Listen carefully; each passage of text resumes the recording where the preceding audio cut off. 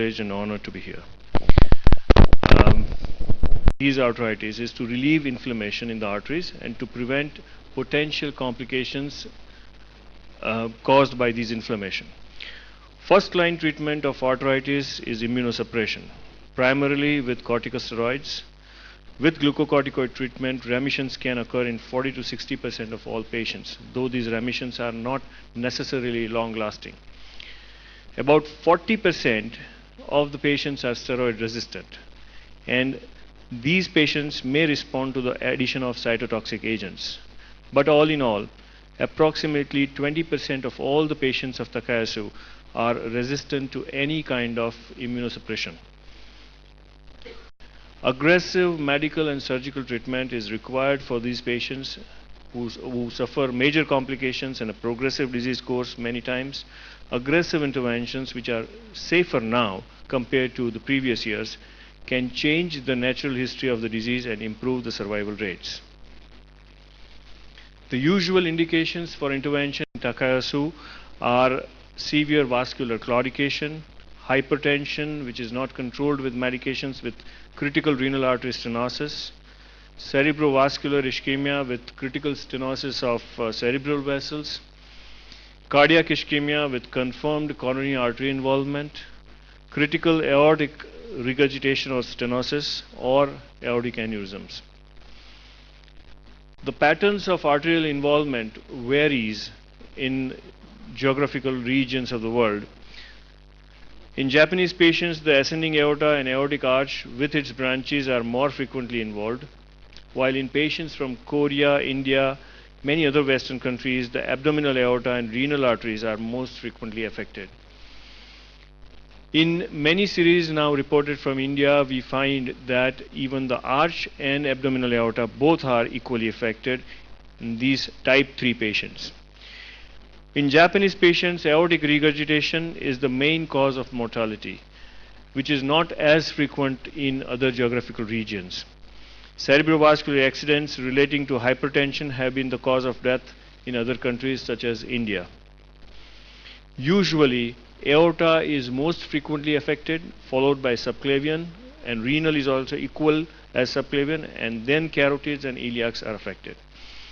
Amongst subclavian and carotid, left subclavian and left common carotid are most frequently affected. Some articles have appeared recently, and they have done a meta-analysis, they have done multicentric analysis, and procedure-related complications have been classified as early, that is within 30 days, and late. The time between revascularization and complication is usually on an average of 6 months, with 1/3 occurring in first 3 months. And these complications are mainly wrist stenosis, to some extent thrombosis, bleeding, and stroke.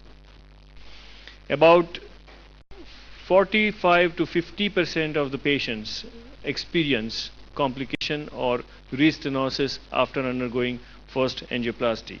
So one should not be surprised if the patient comes back with restenosis. The main sites of arterial lesions affected by these restenosis are aorta and renal artery.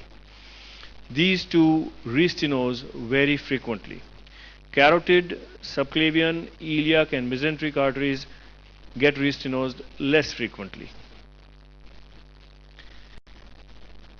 The complication rate or the restenosis rate of these interventions is maximum when there is biological inflammation is going on. So if Takayasu disease is ongoing or active, at that time any intervention, be it endovascular or surgical, is performed, the complication rate is much higher, in the vicinity of 60 to 70%. Biological inflammation is defined as ESR more than 30 mm per hour, or CRP levels more than 6 mg per liter, or fibrinogen level more than 4 gram per liter. If the patient has any of these, then he can be classified as having active disease, and we should not be doing endovascular or surgical intervention at that particular time until he has received sufficient immunosuppression and the disease has become inactive. The time of follow-up after the vascular procedure on this multicentric study was 6.5 years. Longest has been 11 years. Most of the studies, no study has reported the intervention follow-up of beyond 10 years.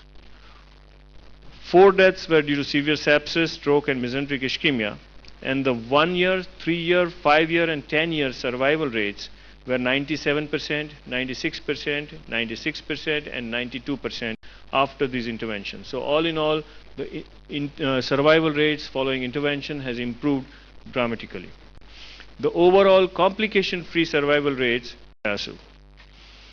In univariate analysis, the use of anticoagulants, aspirin, immunosuppressants, and biological inflammation are all predictors of complications, and in multivariate analysis, biological inflammation itself is independently associated with occurrence of restenosis or other complications. What about the interventional perspectives or the techniques? Overall 5-year arterial complication is 44%.